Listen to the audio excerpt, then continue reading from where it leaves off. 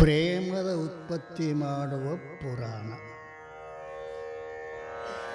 ಪ್ರೇಮ ಅಂದ್ರೆ ಭಕ್ತಿ. ಭಕ್ತಿ ಇದ್ದಲ್ಲಿ ವೈರಾಗ್ಯನೂ ಇರ್ತದೆ, ಭಕ್ತಿ ಇದ್ದಲ್ಲಿ ಜ್ಞಾನನೂ ಇರ್ತದೆ. ಆ ಭಕ್ತಿಯ ಉತ್ಪತ್ತಿ ಆಗಲಿಲ್ಲ ಅಂದ್ರೆ ಅದು ಕಥೆನ ಅಲ್ಲ, ಅದು ನಾವು ಕೇಳಿದಂಗೆನೇ ಅಲ್ಲ. ಅಲ್ರಿ, ಕಾಮದ ಉತ್ಪತ್ತಿ ನಿಮಗೆ ಗೊತ್ತದ, ಅನುಭವದ ಇಲ್ಲ. ಕಾಮದ ಉತ್ಪತ್ತಿ ಪುರುಷ ಸ್ತ್ರೀಯರ ಚರಿತ್ರೆಯನ್ನು, ಸ್ತ್ರೀಯ ರೂಪವನ್ನು ಕಲ್ಪನಾ ಮಾಡಿ ಕಾಮ ಉತ್ಪತ್ತಿ ಆಗ್ತದೆ. ಅನುಭವತಿಲ್ಲ ಇದಲ್ಲ. ಸ್ತ್ರೀ ಪುರುಷನನ್ನು ಚಿಂತನೆ ಮಾಡಿ ಸ್ತ್ರೀಯಲ್ಲಿ ಕಾಮದ ಉತ್ಪತ್ತಿಯಾಗುತ್ತದೆ. ಹ್ಯಾಂಗ ಚಿಂತನದಿಂದ ಕಾಮದ ಉತ್ಪತ್ತಿ ಆಗ್ತೈತಿಯೋ ಹಂಗ ಭಗವಂತನ ಚಿಂತನದಿಂದ ಪ್ರೇಮದ ಉತ್ಪತ್ತಿ ಆಗ್ತದೆ. ಈ ಕಿವಿಗಳಿಗೆ ಭಗವಂತನ ಮಹಿಮೆಯನ್ನು ಕೇಳಬೇಕು. ಬಸವಣ್ಣ ಹೇಳ, ತಂದೆ ನೀನು, ತಾಯಿ ನೀನು, ಬಂಧು ನೀನು, ಬಳಗ ನೀನು, ನೀನಲ್ಲದೆ ನಮಗೆ ಮತ್ತಾರು ಇಲ್ಲವಯ್ಯ ಕೂಡಲ ಸಂಗಮ ದೇವ. ವಚನ ಅಂತೀವಿ, जानता है पर मानता नहीं. ಅರ್ಥ ಆಗೈತೇನೆ ಇಲ್ಲ? ಜಾಣ್ತಾ ಬೇರೆ, ಮಾನ್ತಾ ಬೇರೆ. ಗೊತ್ತಾಗೈತೆ ಇಲ್ಲ? ಮತ್ತದು ಜಾಣ್ತ ಅಂದ್ರೆ ತಿಳಿಯೋದು, ಮಾನ್ತ ಅಂದ್ರೆ ತಮ್ಮ ಬದುಕಿನೊಳಗೆ ಅದನ್ನು ಅನುಭವಿಸುವುದು. ನಾವೆಲ್ಲ ತಂದೆ ನೀನು, ತಾಯಿ ನೀನು. ನೀವು ಈಗ ಕಾರ್ಯಕ್ರಮ ಮುಗಿಸ್ವಾದಂದ್ರೆ ಆಕಿರ್ತಾಳ, ಆಕಿಗೆ ತಂದೆ ನೀನು, ತಾಯಿ ಅಂದ್ರೆ ಒಟ್ಟು ಸಿಗ್ತದೆ ನಿಮಗೆ. ನೀನಲ್ಲದೆ ನನಗೆ ಮತ್ತಾರು. ನಿಮಗೆ ಗೊತ್ತದ ಅದು. ಆಕಿನ್ನ ಹೆಂಗೆ ಹೊಲಿಸೋದು ನಿಮಗೆ ಗೊತ್ತದ, ಭಗವಂತನ ಹೆಂಗೆ ಹೊಲಿಸೋದು ಗೊತ್ತಿಲ್ಲ ನೋಡ್ರಿ. ಅಲ್ಲ, ಆ ಭಗವಂತನ ಮಹಿಮೆಯನ್ನು ಕೇಳಿ ಕೇಳಿ ಕೇಳಿ ಕೇಳಿ ಹೃದಯದಲ್ಲಿ ಉತ್ಪತ್ತಿ ಆಗ್ತದೆ.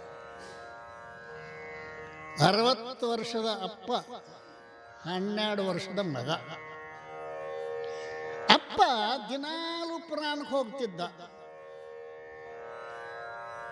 ಒಂದು ದಿವಸ ಮಗ, ಅಪ್ಪ ನಾನು ಬರ್ತೇನೆ ಪುರಾಣಕ್ಕೆ. ಅಂಗಡಿಯೋ ಏನು ದೇವ್ರು, ತಂದೆ ನೀನು ತಾಯಿ ನೀನು ಅಂತಾರೆ, ಎಲ್ಲ ನೋಡ್ಕೋತಾನೆ, ಬರ್ತಾನೆ, ಹಠ ಮಾಡಿದ. ನಡೀಪ ಕರ್ಕೊಂಡ. ಅವತ್ತ ಬಂದ ಹುಡುಗ.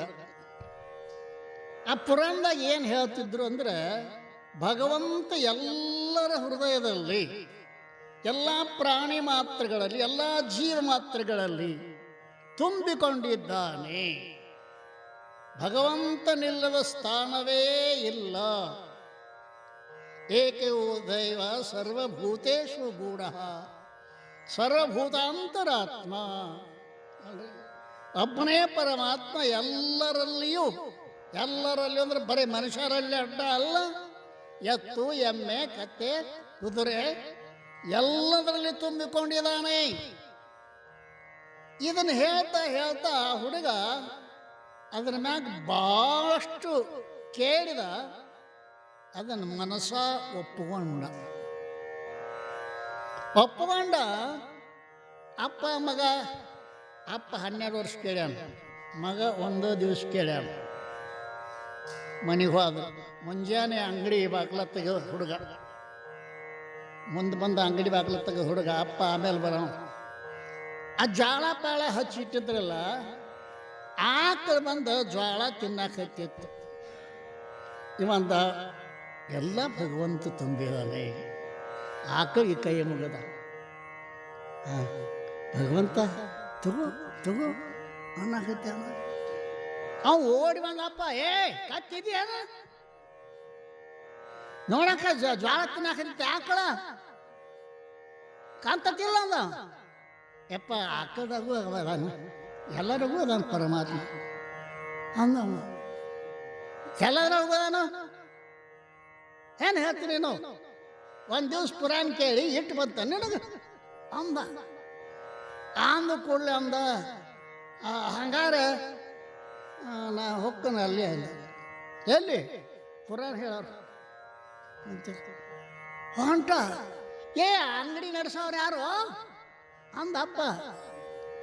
ಆಕಳಾಗಿ ಯಾವ ಬಂದು ಜ್ವಾಳ ತಿಂದನ ಅವನೇ ಅಂಗಡಿ ನಡೆಸ್ತಾನಂತಂದವ. ಗೊತ್ತಾತ ನಮಗಿಲ್ಲ. ತಿಳ್ಕೊಳ್ಳೋದು ಸರಿ ಅದ, ಒಪ್ಕೊಳ್ಳೋದು ಕಷ್ಟ ಅದ. ನೀವು ಗೋನ್ ಹಾಕ್ತೀರಿ ಏನ್ರಿ? ಹೌದು ಹೌದು ಅಂತೀರಿ. ಎಲ್ಲಿ ತಕ? ಮಂಗಳಾರತಿ ಆಗೋ ತನಕ. ಸ್ವಲ್ಪ ನಾವು ತಡ ಮಾಡಿ ಅಂದ್ರೆ ಬತ್ತ ಪೋಣ. ಏನು ಮಜಾ, ಏನು ಮಜಾ. ಪ್ರವಚನದ ಲಾಭ ಪ್ರಯೋಜನ ಏನಂದ್ರೆ ಪರಿವರ್ತನೆ. ಮಂದಿನ ಕೂಡಿಸೋದು ಪ್ರಯೋಜನ ಅಲ್ಲ. ಮಂದಿ ಈ ಡಾಂಬರಾಟದವ್ರಿಗೂ ಕೂಡ್ತೈತಿ, ಗೊತ್ತಾಗ್ತಾನೆ ಇಲ್ಲ? ಡಾಂಬರಾಟದವ್ರು ರೊಕ್ಕ ಒಗಿತಿರ್ತಾರೆ, ಹಾಮಗಾರ ಆಟದವ್ರು ರೊಕ್ಕ ಒಗಿತಿರ್ತಾರೆ. ಇದು ಪ್ರಯೋಜನ ಅಲ್ಲ. ಮಂದಿನ ಕೂಡಿಸೋದು ಪ್ರಯೋಜನ ಅಲ್ಲ. ಪ್ರವಚನದ ಪ್ರಯೋಜನ ಏನು? ಪರಿವರ್ತನೆ. ಪರಿವರ್ತನೆ. 12 ವರ್ಷ ಕೇಳಪ್ಪ ಹಂಗ ಅದಾನ. ಒಂದ ದಿವಸ ಕೇಳ್ದ ಮಗ, ನಮ್ಗೆ ಯಾಕಾಗವಲ್ದು ಹಿಂಗ? ನಾವು ಮಾನ್ಯತಾ ಮಾಡುವಲ್ಲಿವು. ಹೌದ? ಆ ಕಥೆ ನನಗೆ ಗೊತ್ತೈತಿ, ಈ ಕಥೆ ನನಗೆ ಗೊತ್ತೈತಿ, ಗೊತ್ತದ. ನಮ್ಮ ಮಲ್ಲಪ್ಪ ತಾನು ದೃಷ್ಟಾಂತ ತಿಳಿತಾವ್ರಿ. ದೃಷ್ಟಾಂತ ತಿಳಿತಾವ್ರಿ. ಸಿದ್ಧಾಂತ ಯಾರು ಮಂದಿ ಅದು ತಿಳ್ಕೋಬೇಕಾದದ್ದು ಮಂದಿ ಕೆಲಸ. ಏನ ಆಳು ಹಚ್ಬೇಕನ್ನೋದಕ್ಕೆ ಒಪ್ಪಿಗೋ. ಒಪ್ಪಿಗೋ ಅಂದ್ರೆ ತಂದೆ ನೀನು, ತಾಯಿ ನೀನು, ಬಂಧು ನೀನು. ಬಿಜ್ಜಳ ರಾಜನಿಗೆ ಹೇಳಿದ್ರು, ಬಸವಣ್ಣ ನಿನ್ನ ಆಸ್ಥಾನದೊಳಗಿಂದ ಎಲ್ಲ ದುಡ್ಡ ಶರಣರಿಗೆ ಹಾಳು ಮಾಡ್ತಾನಂತ. ಅನುಕೂಲ ಬಸವಣ್ಣ ಇವತ್ತ ಮಂತ್ರಿ ಪದವಿಯಿಂದ ಕ್ಯಾನ್ಸಲ್ ಮಾಡ್ತಾನೆ. ಖಡ್ಗ ಆ ಮಂತ್ರಿ ಪದವಿ ಅವ್ರ ಮುಂದಿಟ್ಟ ಬರ್ತಾನೆ ಅಂದ.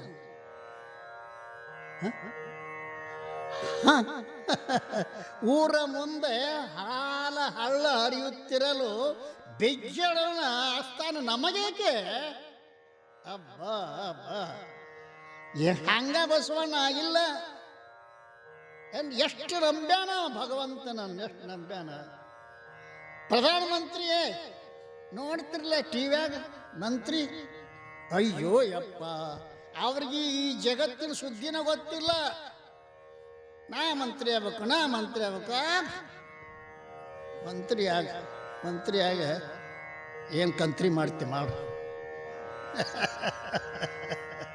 ಕಷ್ಟದ ರೀ. ಬಸವಣ್ಣನ ಹೆಸರು ನಾವು ಹೇಳ್ತೀವಿ ಖರೆ, ಮತ್ತೊಬ್ಬ ಬಸವಣ್ಣ ತಯಾರಾಗಲಿಲ್ಲ. ಅಕ್ಕ ಮಹಾದೇವಿ ಹೆಸರು ಹೇಳ್ತೀವಿ, ಮತ್ತೊಬ್ಬಕ್ಕೆ ಅಕ್ಕ ಮಹಾದೇವಿ ತಯಾರಾಗಲಿಲ್ಲ.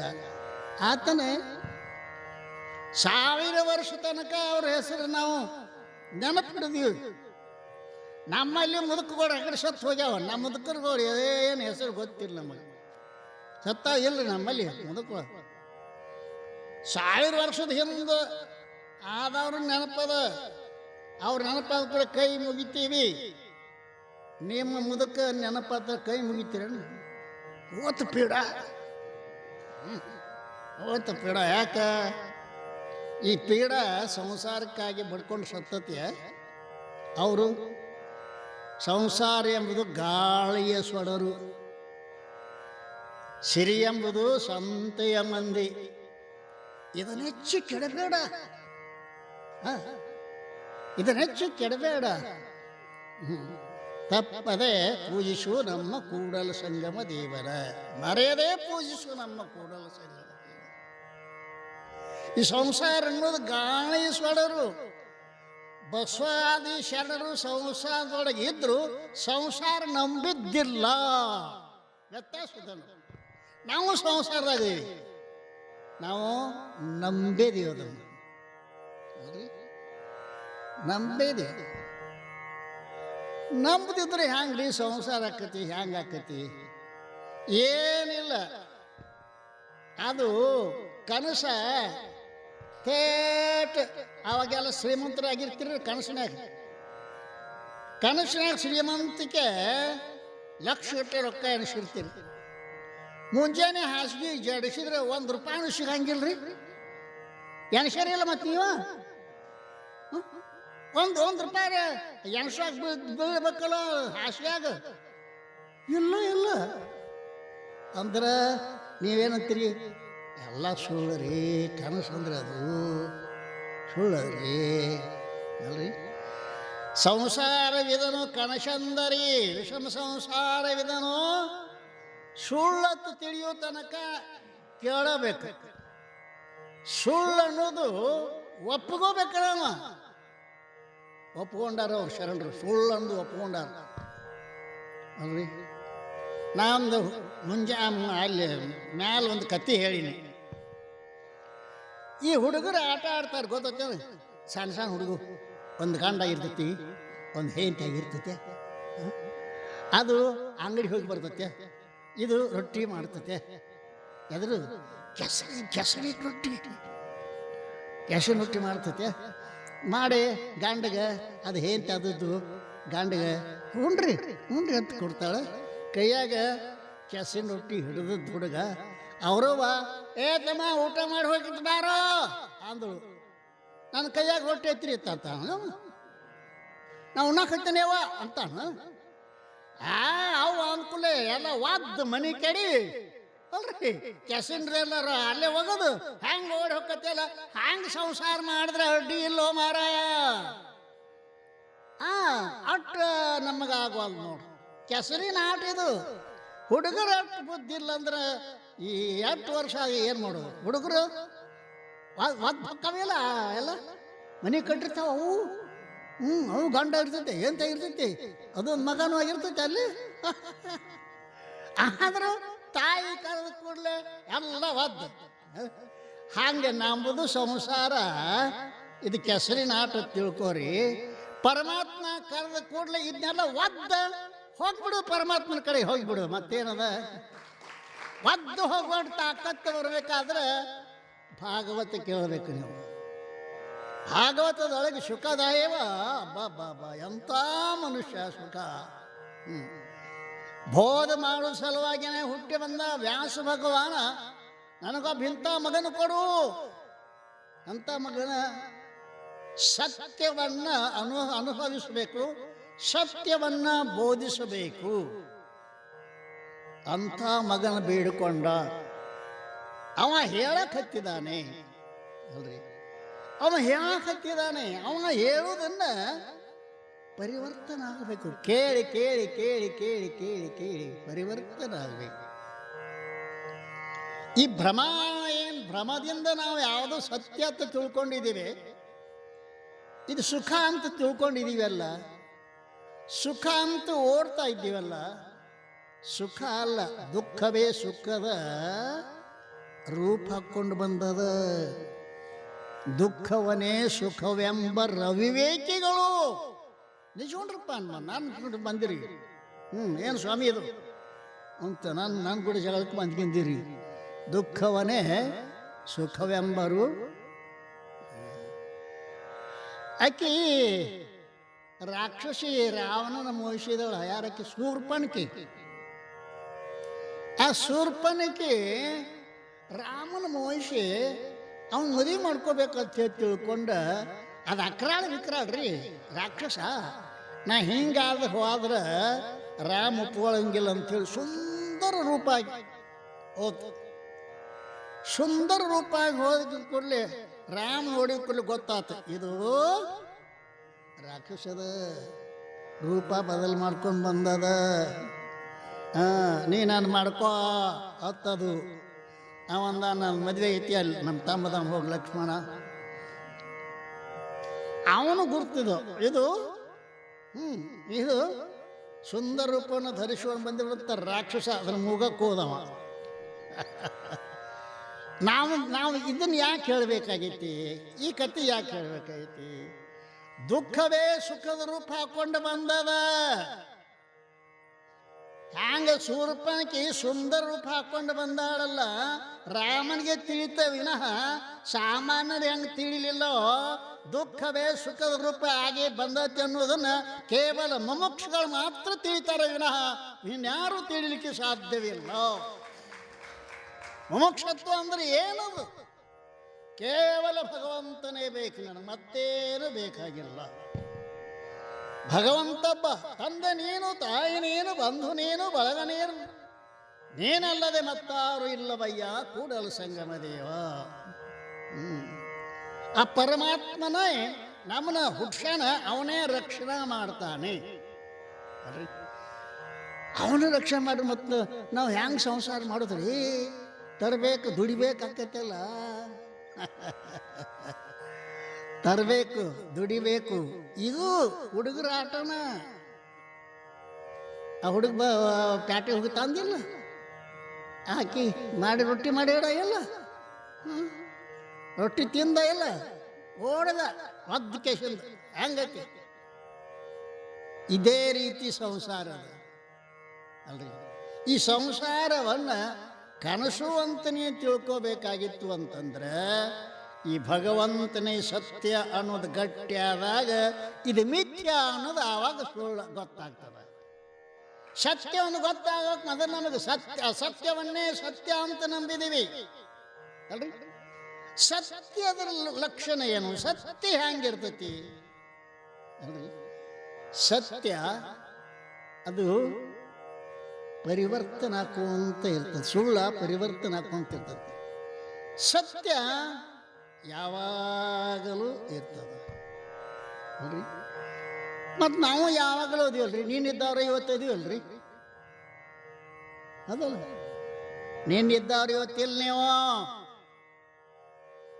ಗೊತ್ತಾಯ್ತಾನೆ ಇಲ್ಲ? 24 ತಾಸು 5 ಆಗ್ಯಾರಿ. ನಾನು ಹೇಳಿ ಗೊತ್ತೈತಿ, ಗುರು ಶಿಷ್ಯರು ಹೊಂಟಿದ್ರತ್ತ, ಪೂಲ್ ಬಡ್ಡ್ಯಾಗ ನೀರ ಹರಿತಿತ್ತಂತ. ಆ ಅಪ್ಪಗಳ ಪೂಲ್ ಬಡ್ಡ್ಯಾಗ ನೀರು ಹರಿಯಾಕತ್ತೈತ್ರಿ. ಗುರುಗಳು ಏನಂದ್ರು? ಹೌದು, ಪೂಲ್ ಬಡ್ಡ್ಯಾಗ ನೀರು ಹರಿಯಾಕತ್ತೈತಿ, ಪೂಲನ್ನು ಹರಿಯಾಕತ್ತೈತಿ. ಪೂಲ್ ಅಂದ್ರೆ ಗೊತ್ತಾಕತ್ತಿಲ್ಲ, ಬ್ರಿಡ್ಜ್ ಅಲ್ರಿ, ನಿಂತೈತಿ ಅದು. ಅದ್ಯಾಂಗ ಹರಿಯಾಕತ್ತೈತ್ರಿ ಅಂದವ. ಅದ್ಯಾಂಗ ಹರಿಯಾಕತ್ತೈತ್ರಿ ತಮ್ಮ? ಉದ್ಘಾಟನೆ ಆದ ಬಳಿಕ ಹರಿದು ಚಾಲು ಆಗೈತಿ. ಮರುದಿವ್ಸ ಅದು ನಾಶ ಆಕತಿಲ್ಲ. ಒಂದು ದಿವಸ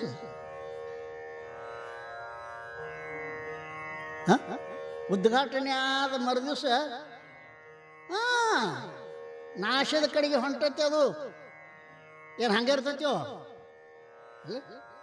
ಹಂಗ ಉತ್ಪತ್ತಿ ಆದದ್ದೆಲ್ಲ ನಾಶದ ಕಡೆಗೆ ಹೊಂಟೈತಿ. ಯಾವುದು ಯಾವಾಗಲೂ ಇರ್ತೈತಿ, ಅದು ಸತ್ಯ. ನೆನ್ನೋಡಿ ಇವುದು ಸತ್ಯ ಪದ, ಅದನ್ನು ಅನುಭವದಿಂದ ನೋಡಿ ಮನುಜ ನೀನ ಹೇ ಮುಕ್ತೈ. ಅನುಭವದಿಂದ ನೋಡಿ, ಕಣ್ಣಿಂದ ನೋಡಿ ಅಲ್ಲ. ಯಪ್ಪ ಏನು ಆ ನಿಜವನು ಶಿವಯ್ಯ ಹೆಂಗಂದ್ರೆ ಹೆಂಗೆ ನೋಡ? ಮತ್ತು ಕಣ್ಣಿಂದ ನೋಡ್ರಿ ಕೆಲಸ ಆಗಂಗಿಲ್ಲ, ಅನುಭವದಿಂದ ನೋಡ್ಬೇಕ್ರಿ. ಅನುಭವ 2 ಪ್ರಕಾರದಾವ. ಇದು ಸತ್ಯ ಅನುಭವ, ಇದು ಮಿಥ್ಯಾ ಅನುಭವವೆಂದು ವದವಿ ಬೋಧಿಪನೆ ಸದ್ಗುರುವಕ್ಕು. ಸದ್ಗುರು ಅಂತ ಯಾರಿಗೆ ಅನ್ಬೇಕು? ಕ್ಯಾವಿ ಹಾಕಿರ್ಬೇಕು, ಗಡ್ಡ ಬಿಟ್ಟಿರ್ಬೇಕು, ತುರ್ಬಾ ಕಟ್ಟಿರ್ಬೇಕು. ಇದನ್ನೇನು ಹೇಳಿಲ್ಲ ನಿಜಗುಣ ಶಿವಯೋಗಿ. ಯಾವನು ಇದು ಸತ್ಯದ ಇದು ಮಿಥ್ಯದ ಅಂತ ನಿಮಗೆ ಚೆನ್ನಾಗಿ ತಿಳಿಸಿಕೊಡುತ್ತಾನೆಯೋ ಅವನೇ ಸದ್ಗುರು.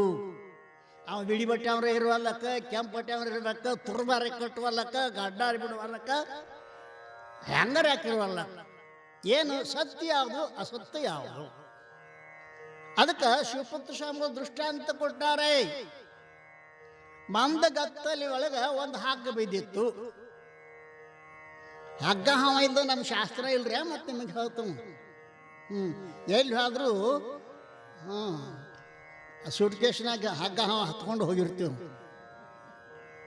ಶಿವಪುತ್ರ ಸ್ವಾಮಿಗಳು ಒಂದು ಊರಾಗ ಒಂದು ತಿಂಗಳ ಹೇಳಿದ್ರತ್ತ, ಹುಡುಗಿ ಒಂದು ಮುದುಕಿ 8 ಟನ್ ರೊಕ್ಕ ಕೊಟ್ಟಿರತ್ತ.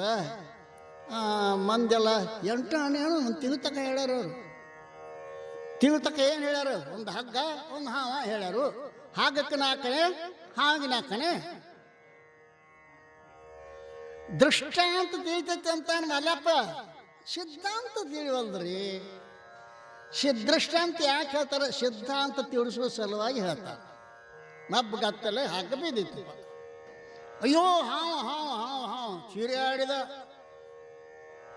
ಚೀರ್ಯಾಡಿಲ್ಲ, ಚಡ್ಡ ಹಸಿ ಆಯ್ತು. ಚಡ್ಡ ಹಸಿ ಆಯ್ತು.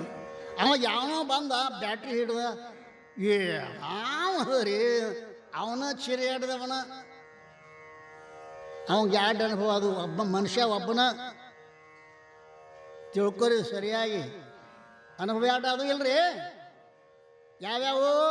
ಒಂದು ಹಾವಿನ ಅನುಭವ, ಒಂದು ಹಗ್ಗದ ಅನುಭವ, ಒಂದು ಕತ್ತಲ ಒಳಗಿನ ಅನುಭವ, ಒಂದು ಬೆಳಕಿನ ಒಳಗಿನ ಅನುಭವ. ಈ ಯಾವುದು ಸತ್ಯ ಅಂತೀರಿ ನೀವು? ಕತ್ತಲ ಒಳಗಿಂದ ಹಾವು ಸತ್ಯೋ, ಬೆಳಕಿನ ಒಳಗಿಂದ ಹಗ್ಗ ಸತ್ಯೋ?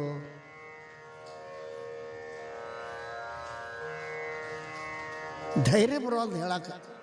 ಯಾಕಂದ್ರೆ ಇವ್ರು ನಮ್ಮ ಸಂಸಾರ ಕೈ ಹಾಕಾರ. ಮತ್ತೆ ಸಂಸಾರ ಹಗ್ಗ ಹಂಗೆ ಸುಳ್ಳೋದು, ಹಾಂ ಹಂಗೆ ಸೋತಿ, ಹಂಗೆ ಸಂಸಾರ ಸೋತದ್ದು ಹೇಳೋದು ಸ್ವಾಮಿ. ಇದು ಭಯ ಆಯ್ತು ಒಳಗೆ. ಸುಳ್ಳು ಅನ್ನಬಾರ್ದು. ನೀವು ಸುಳ್ಳು ಅಂತ ಮಾಡ್ರಿ, ನಾವೇನಿಲ್ಲ.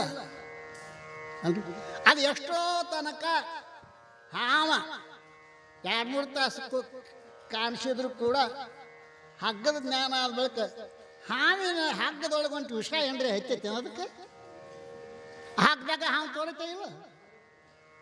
ಆ ಹಗ್ಗಕ್ಕೆ ಏನ್ರಿ ವಿಷ ಹತ್ತೈತಿ ಅನ್ನೋದು.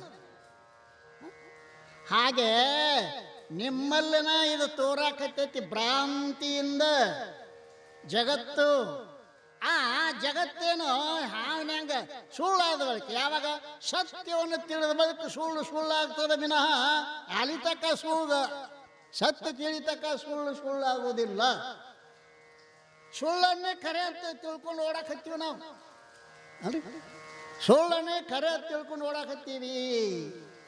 ಆದರೆ ಇದು ಖರೆದು ಸೋಗ ಹಾಕ್ಕೊಂಡು ಬಂದ ಸುಳ್ಳದ. ಅದು ಮರಿಬೇಡ್ರಿ ನೀವು. ರಾಮಚಂದ್ರ ಹ್ಯಾಂಗ ಶೂರ್ಪಣಖಿ ರಾಕ್ಷಸ ಅನ್ನೋದು ಹೆಂಗೆ ಗುರ್ತಾ ಹಿಡ್ದೋ, ಹಂಗ ದುಃಖವೇ ಸುಖದ ರೂಪ ಹಾಕ್ಕೊಂಡು ಬಂದದ. ಪಡಬೇಡ ಮೊದಲತ್ಯಾಯಾಸ, ನಡುವಿನಿತಿಹುದಲೆ ಸುಖದ ಭಾಸ, ಕಡೆಯೊಳಿ ಹೇಸಿಗೆ ಮುಸ್ಕೊತ್ತಿಹುದು, ಸಿಡಿಮಿಡಿಯಾಗಳೆ ಮನಸ್ಸಿಂಗಹುದು. ವಿವೇಕೋದಯಾದ ಒಂದು ಚರಿತ್ರೆ ಹೇಳ್ತಾ ಇದ್ದಾರೆ. ಬಳಿಕಾಭವದಳು ಸುಕೃತವನೇಕ ಫಲಿಸಲು ಪುರುಷಂಗಹುದು ವಿವೇಕ. ವಿವೇಕ ದೀಪ ಹತ್ತಿತ್ತು ಅಂತಂದರೆ ಏನ್ರಿ, ವಿವೇಕ ಎಂಬ ದೀಪ ಅದು ಹತ್ತಬೇಕು. ಒಳಗೆ ಹೃದಯದೊಳಗೆ ಹತ್ತತ್ತೆ ಅದು. ಏನ್ರಿ, ನಿಮ್ಮ ಮನ್ಯಾಗಿನ ಚಿಮನಿ ಆರ್ತತಿ, ಹೃದಯದೊಳಗಿಂದು ಆರುದಲ್ಲೋಯಪ್ಪ ಜ್ಯೋತಿ. ಅದು ಆರುದಲ್ಲ, ಅದು ಯಾವಾಗಲೂ ಇರುದದ. ಹೌದಲ್ರಿ?